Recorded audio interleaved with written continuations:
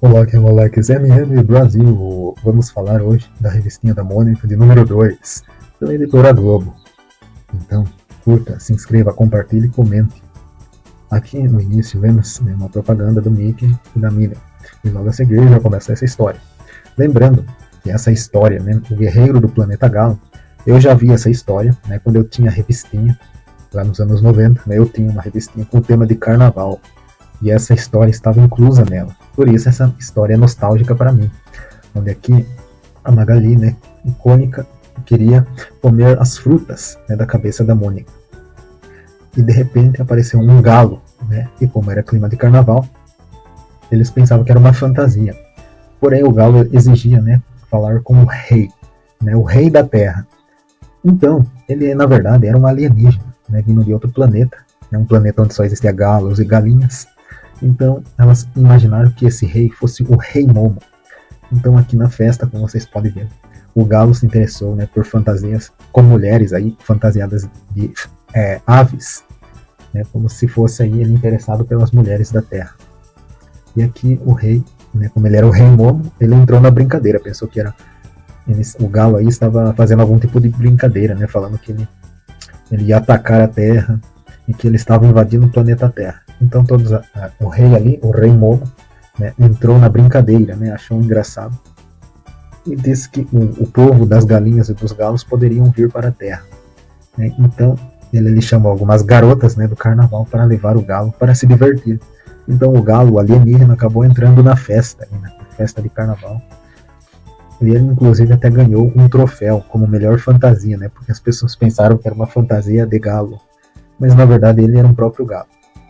Ao final da festa também notamos aí que o cesto de frutas da cabeça da Mônica tinha desaparecido todas as frutas, porque a Magali havia comido tudo as frutas. Esse é bem nostálgico para mim também. E aí o galo de repente ficou cansado com toda aquela festa de carnaval que ele nunca havia tido na vida. Então ali apareceu um disco voador para resgatar este alienígena, o galo alienígena, e ele levou de volta para o planeta das galinhas, aí, o planeta Galo. Então ele acabou entrando na rotina do dia a dia, tendo saudades do planeta Terra, porque ele pensou que o planeta Terra era só carnaval. Então este foi o fim.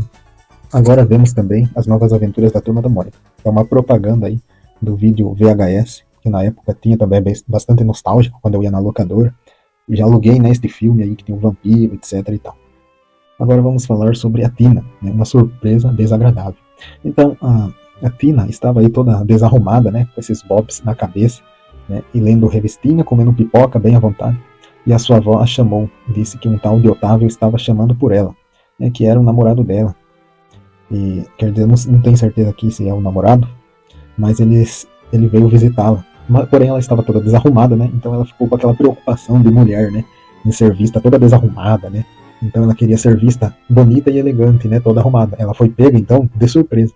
Então o Otávio ali, a vovó foi distrair ele, mas de todo jeito ele dava um jeito de ficar mais tempo na casa, o que a Tina não desejava. Inclusive ele queria ir no banheiro e a Tina já estava no banheiro tomando banho. Então de repente ela faz barulho no quarto dela e ele escuta esse barulho e pergunta se havia mais alguém no quarto. Porque a grande mentira que a Tina inventou foi que mandou a vovó avisar que ela, a Tina, não estava em casa. Então por isso ele desconfiou que fosse um ladrão. Então ele foi até lá e a vovó, sempre engraçada, ali batendo na porta e perguntando se havia algum ladrão, somente para avisar a Tina de que ele estava ali por perto. Então a Tina se escondeu debaixo da cama, enquanto o Otávio aí só enrolava e ficava um tempão. Então ali a Tina finalmente conseguiu se arrumar, usou maquiagem, passou perfumes, ficou super produzida. Então ali ela teve que pular a janela também, porque disse que estava no segundo andar da casa da vovó. Então ela toda machucada de pular da janela chegou, fingiu que tinha chegado. Então finalmente ela pôde ali, ficar a sós com o Otávio. Porém, ironicamente, né, toda essa visita aí era para dar uma má notícia, em que ele queria desmarcar um encontro com ela, porque queria outra garota, né, ele gostava de outra garota. Então ele teve a coragem, né, de falar isso na cara dela e fazer toda essa enrolação aí só para dizer isso. Então ele concluindo, né, a Tina disse que agora sim ele poderia conversar com ela, porque ela voltou a se desarrumar, né? Então ela de arrumada, super produzida, ela voltou a ficar desarrumada, né? Como se fosse realmente isso, né? Porque as mulheres ficariam zangadas e não fazer uma bobeira dessa, né? Então é meio sem noção também, mas é um tipo de piadinha. E aqui a próxima história é da Magali e da Mônica, a comilona magricela, onde a Magali ali estava numa balança, né, para ver o seu peso. Então ela descobriu que só pesava 15 quilos e alegou que estava magra, né, que precisava comer e que se batesse um vento ela sairia voando. A Mônica teve uma ideia meio burra aí, né, de dar uma pedra, né, um tijolo, um bloco de concreto para ela ficar segurando, né. Não sei qual foi a ideia da Mônica, não sei o que ela fumou para ter essa ideia idiota, né, de dar a pedra para a Magali ficar segurando a pedra. Mas a Magali disse que precisava mesmo é de comer, né, para engordar um pouco. Então a Mônica, né, quis servir a Magali. Trouxe macarrão, trouxe toda a comida que tinha na casa dela que estava sobrando, trouxe nhoque, arroz à grega, né, e disse que estava gordinha. A Magali, inclusive, exigiu a sobremesa e até mesmo trouxe o bolo de fubá, né? A Mônica trouxe o bolo de fubá. Então, finalmente, ela foi pesar de novo, né? E como se fosse engordar tão rápido assim, né? Pela lógica aqui. Mas o dono da balança, né? O dono da loja disse que estava quebrada esta balança aqui. Qualquer um que subisse ali pesaria 15 quilos. Então, a Magali agradeceu pela intenção da Mônica ter ajudado, porém ela voltou correndo lá, porque ela percebeu que esse seria um ótimo golpe para continuar comendo, né? E o próximo da lista seria o Cebolinha, né? A ser enganado pela Magali, né? Onde ela iria contar a história tudo de novo sobre ela estar magra demais. E este foi o fim. Aqui tem uma espécie de entrevista ou propaganda aí falando sobre A Sereia do Rio, né, que é um filme, se eu não me engano, o primeiro filme onde havia encenação de atores reais com a animação da Turma da Mônica, né? E daí vocês podem ver a sereia. Aqui tem toda a explicação, né, falando do lugar que foi alugado aí para gravarem este filme, né, quem foram os atores, né, e aqui tem a parte dos desenhos, né, algumas cenas do desenho, Jacaré de Estimação, por exemplo, A Gruta do Diabo, e aqui a oncinha, né, que diz que chama a Mônica para cantar. Então aí tem o lugar, né, o local e também as cenas do desenho. Então uma espécie de propaganda falando falando como foi, né, a gravação por trás das câmeras do filme aí da Mônica e a Sereia. Então esta é uma curiosidade para quem quer assistir este filme. E a história do Bidu em A Procura do Espaço. Então todo mundo sabe a essa altura do campeonato que o Bidu ele é usado aí como se fosse um mascote dos roteiristas e do estúdio do Maurício de Souza Produções. Então é como se ele fosse ali, as histórias dele, é como se estivesse falando sobre os bastidores do estúdio Maurício de Souza. E aqui eles começaram, né, os cachorros começaram a trazer livros para ocupar o espaço dele. O espaço dele seria, né, onde há a história em quadrinhos sobre o Bidu.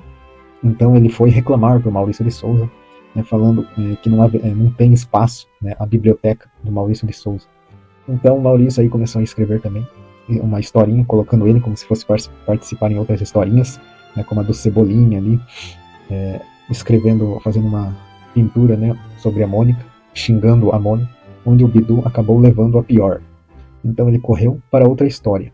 Então o Bidu sempre quebra a quarta camada, né, que fala a quarta camada, como se ele tivesse a ver, sempre algo a ver com o roteiro, com os estúdios da Maurício, né, por trás das câmeras, essa coisa toda. Sempre essa coisa chata, né? Eu sempre achei as histórias do Bidu, assim, eu acho que como cachorro ele merecia ter umas histórias legais sobre cachorro, né? Algo do tipo. Então aqui ele vai na história do rei Leonido, né? E também é atacado pelos macacos porque ele fez xixi no trono do rei.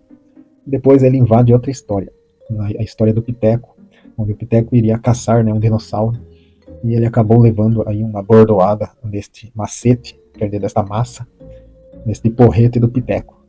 Então ele ali reclamou de novo e disse que queria a história dele de volta. Então o Bidu conseguiu de novo o espaço dele, né? Meio sem noção essa história, mas só para dizer aí que existe roteiristas, né? Onde o Maurício de Souza levou todos aqueles livros, né, ou arquivos para esse espaço dos roteiristas aí que ficaram, né, com um espaço pequeno. Então este foi o fim.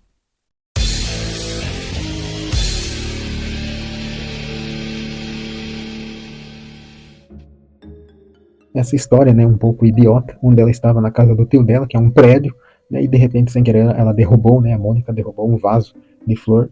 Então, né, meio sem noção isso, né, só para o roteiro funcionar aí. Ela saiu correndo atrás, como se estivesse realmente preocupada com o vaso cair em alguém, né, como se ela fosse o Superman, ali querendo dar uma de super-heroína, querendo salvar alguém. E como se fosse o Flash, né, pensando que iria dar tempo de chegar lá embaixo e impedir que o vaso caísse. Então é totalmente sem noção e bizarra essa história aí. Então ela encontra aqui dois personagens que se parecem com a turma do Chaves. Essa daqui se parece muito com a Dona Neves, e depois crianças também serviu como obstáculo aí, né, atropelando a velhinha e a Mônica. Depois ela encontrou outro personagem que se parece com o Senhor Barriga. Então eu acho que o estúdio Maurício de Souza aí estava sem criatividade e resolveu copiar a turma do Chaves.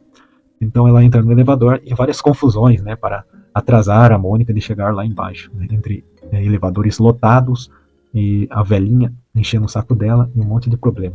Então quando finalmente ela conseguiu chegar lá embaixo, o vaso ainda não tinha caído e caiu justamente na cabeça dela, né, totalmente bizarra essa história. E aqui existe um passatempo, né, como sempre tem os passatempos. E a próxima é as bandeiras de cada um. Então essa história fala aí de alguém carregando uma bandeira vermelha, né, como se estivesse representando, né, o comunismo. Então ali ele usa a palavra vermelhista, né, e fala mal da burguesia. Então chega outra mulher com uma bandeira verde, né, é contrário ao vermelho. Então cada um começa a pregar suas ideologias ali, falando que o Partido Verde ali é humanitário. E depois chega mais um com a bandeira azul e branca falando outra coisa. E de repente mais um, né, falando sobre a anarquia, né, com a bandeira laranja. Né, uma história totalmente idiota e bizarra, né, como se de repente fosse surgindo, né, várias bandeiras ao mesmo tempo ali pro Titi. Isso daí é somente pro roteiro funcionar, né? Ninguém vai sair na rua e encontrar todas as bandeiras, né, de repente, de uma só vez. Então aqui eles começam a discutir, né, cada um com as suas ideias. Então o Titi vai embora de fininho e encontra outras bandeiras sendo carregadas, que é uma bandeira azul e branca, né? Mais um momento idiota, ele resolve comprar a bandeira só por puro modismo, porque ele é um Maria vai com as outras e quer comprar a bandeira e nem sabe por quê. Totalmente bizarro essa história aí. Então, no final, ele descobre que era um jogo de futebol e que aquela bandeira representava algum time. É totalmente bizarro. E este é o fim. E aqui é uma história da Mônica, né? Os sapos também amam, né? Brincando com aquela velha história do sapo virar príncipe, onde o sapo se apaixona pela Mônica. Mas ela corre, né? Porque ela tem medo de sapo. Ela acaba fugindo, mas ele persegue ela de todo jeito. Mesmo ela batendo, né, ali, quebrando até o muro, mas ele correu atrás dela. Então a Magali disse que ele poderia se transformar em um príncipe. Engraçado que aqui na fantasia da Magali ela imagina um homem adulto, ou seja, a fantasia das garotinhas é um homem adulto. Mas ali então ela conta pra Mônica, a Mônica fica, né, acha meio estranho, mas a Magali diz que ela poderia tentar. Então a Mônica ali com um pouquinho só de coragem acaba beijando o sapo, né, e no momento mágico ele se transforma em um garoto, né, vestido de príncipe. Então a Magali diz para eles serem felizes. E de repente eles saem de mãos dadas, né? Mas depois, né, a Mônica disse que voltou brava porque o príncipe havia trocado ela por uma sapa, né? Então ali, ou seja, ele ainda tinha um espírito de sapo, né? Ele era um sapo apenas transformando-se em homem. Né? Uma história, outra historinha bizarrinha, mas é somente para ter um tom de piada, né? E este foi o fim. E a próxima historinha é curta, né, do Bidu, onde o Franjinha chama o Bidu para tomar banho. Então ele chama por todos os lados, o Bidu não aparece. Mas quando a mãe do Titi, quer dizer, do Franjinha, chama o Bidu, ele aparece do nada correndo, porque ele só queria mesmo saber de comer. E esta é a história. Fim. Essa história começa com o Cebolinha sorrindo para a câmera. A história anuncia que é a história do Cebolinha, mas ela se parece mais com a história da própria Mônica, que queria tirar foto aí do Cebolinha. E ele estava com um sorriso aí, com a cara muito perto da câmera. Então ela estava querendo tirar a foto, mas de repente apareceu o Cascão. Então começou uma briga ali por atenção, né? Cada um queria sua própria foto. Mas ela decidiu tirar foto dos dois juntos, né? Então os dois começaram a se zoar e começaram a brigar novamente. Então não estava dando certo. Porém, quando finalmente eles se arrumaram para tirar foto, apareceu esse anjinho aí da Deep Web, né? Chamado Reinaldinho. Né, que se parece muito com o anjinho. Então ele aparece, a Mônica é apaixonada, ao que parece, apaixonada por ele, né, e ele também é muito metido aí. Inclusive ele fala aí a frase bizarra de que ele se acha gostoso, né? Então eles se arrumam ali, a Mônica decide tirar foto dos três. Então o Cebolinha e o Cascão ficam até mesmo com a inveja do sorriso dele. Então todos resolvem ficar com a cara de chato mesmo. E é incrível notar também que a Mônica, sempre naquela época, sempre com esse vestido mini saia aí, fica aparecendo a calcinha direto, né? Impressionante como naquela época eles desenhavam isso. E daí, de repente, a Mônica tira a foto, mas na verdade era um brinquedo que disparava um jato de água. O Cascão ali, como se fosse o The Flash, acaba fugindo, né, de ser molhado pela câmera de brinquedo. A Mônica dá risada, diz que tudo era uma brincadeira. Então eles ficam bravos e correm atrás dela. E aí é engraçado notar que a Mônica é quem foge desta vez, né? Ou seja, ela perdeu, parece que seus superpoderes de ficar brava e acabou se tornando a vítima. E a próxima história é do Horácio, onde ele estava no deserto e queria muito água, né? Porque o sol estava quente. Havia um pouco de água ali, uma poça de água. Porém havia um outro dinossauro bravo, né? Ali que desceu primeiro para chegar na poça de água. Mas ali a água acabou se evaporando, né? Enquanto isso, ele ainda queria água e o vapor se tornou uma mini nuvem ali chovendo em cima do Horácio. Uma história totalmente sem noção, patética, né? Usada com algum tipo de simbolismo para o próprio Maurício de Souza, né? Que tem essa teimosia de dizer que ele é o Horácio, né? E aqui vemos uma propaganda, né, sobre as histórias da Mônica, um álbum de figurinhas da Turma da Mônica também, né? Que saiu nas bancas naquela época. Então a próxima história é sobre a Mônica, né? Um cabelo muito doidão, onde ela resolve fazer um novo penteado, né, fazendo este rabo de cavalo. Ficou muito estranho nela, parecendo até mesmo um corte afro, né? Mas para ela ficou muito estranho. Ficou um pouco masculino, na verdade. Mas ali o Cebolinha, né, e o Cascão acharam, né, que tinha algo de errado. Ela achou aquilo muito mal educado e de ignorância deles e foi procurar outro canto para alguém apreciar o seu cabelo. Até a Magali ali fingiu que se parecia com cachos de banana, né? Ou ela estava zoando ou ela é esquizofrênica para pensar uma bobagem dessa. Então, em todo lugar que ela passava, tinha alguém dando risada do cabelo dela também. Então, finalmente, ali um grupo de alternativos acabaram achando o cabelo dela genial. Porém, eles, muito afobados, né, começaram a correr atrás dela, porque gostou muito dela e queria que ela se juntasse ao grupo deles. Algo bem bizarrinho. E daí ela voltou correndo, né, disse que aquele corte de cabelo penteado havia dado tudo errado naquele dia. Então, ali, para a surpresa de todos, ela sai com um novo penteado, que ficou bizarro também, né? Onde ela resolveu usar, né, dos dois lados, essas chiquinhas aí do lado. E este foi o fim. E a próxima é do Piteco, a Grande Caçada, onde ele sai para caçar dinossauros. Então a cada dinossauro que ele encontrava, ele achava pequeno demais. Conforme o tamanho dos dinossauros foi aumentando, ele achava pequeno demais, até que ele achou um dinossauro à altura dele, segundo ele mesmo, que era um tiranossauro. Então ali atacando, né, ele acabou derrubando o tiranossauro, né, como se fosse possível isso, mas ele acabou derrubando, né, ali como se o dinossauro estava morto, mas ele não estava, né, ele disse que iria comer o dinossauro, ia fazer um churrasco, né, porém passou umas mulheres ali falando do visual do Piteco, dizendo que ele estava gordo demais, né, barrigudo demais. Então ele ali ficou frustrado, né, porque ele se importava com o comentário das mulheres. Então até mesmo o dinossauro aí, ó, ficou em dúvidas, né, se ele seria um grande homem mesmo. E este foi o fim. Depois disso veio uma propaganda em forma de histórias em quadrinhos, né, sobre o Guaraná Brahma. Será que alguém já tomou esse Guaraná Brahma aí? Deixa nos comentários. Então a próxima história é do Rolo. E aí você percebe que há um padre contando ovelhinhas. Diz que não consegue dormir.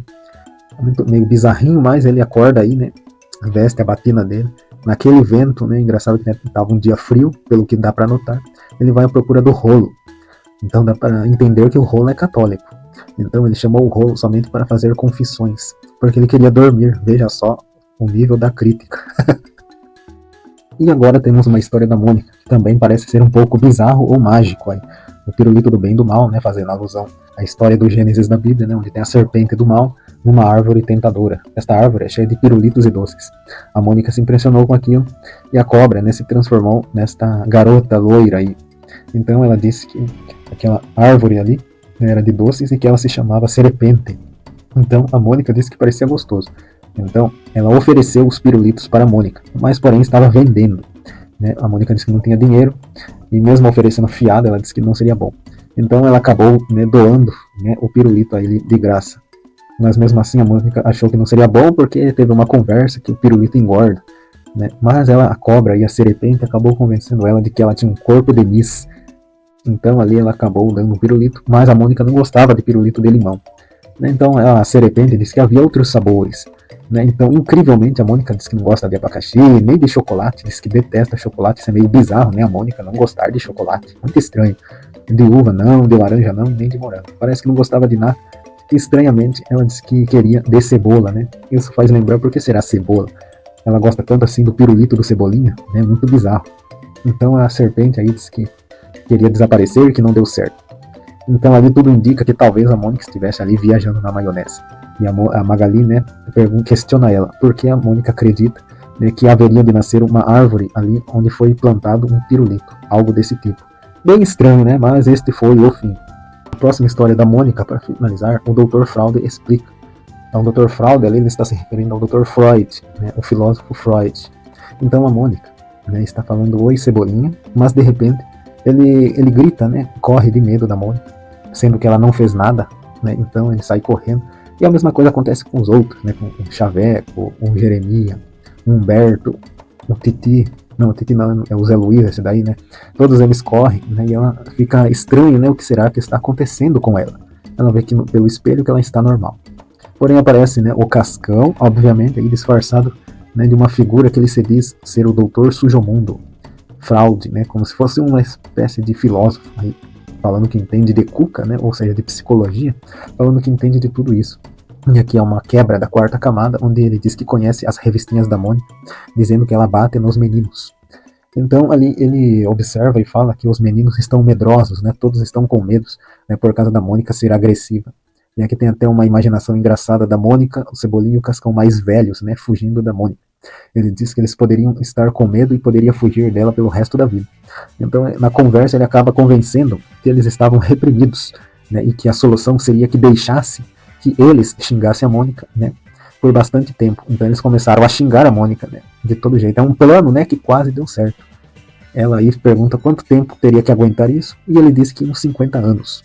Então, ali, ela recebe todo tipo de provocação, né, a pichação na parede, o coelhinho dela sendo maltratado, e ela, incrivelmente, né, como se fosse uma pessoa muito burra para cair nessa, acaba caindo aí no plano da turma em geral, que estava xingando ela. Porém, o Cascão também sentiu vontade de xingar, né, porque ele é o único que estava de fora ali da brincadeira, devido ao seu disfarce de doutor, né, filósofo. Então ele acabou xingando, né, ele não conseguiu segurar.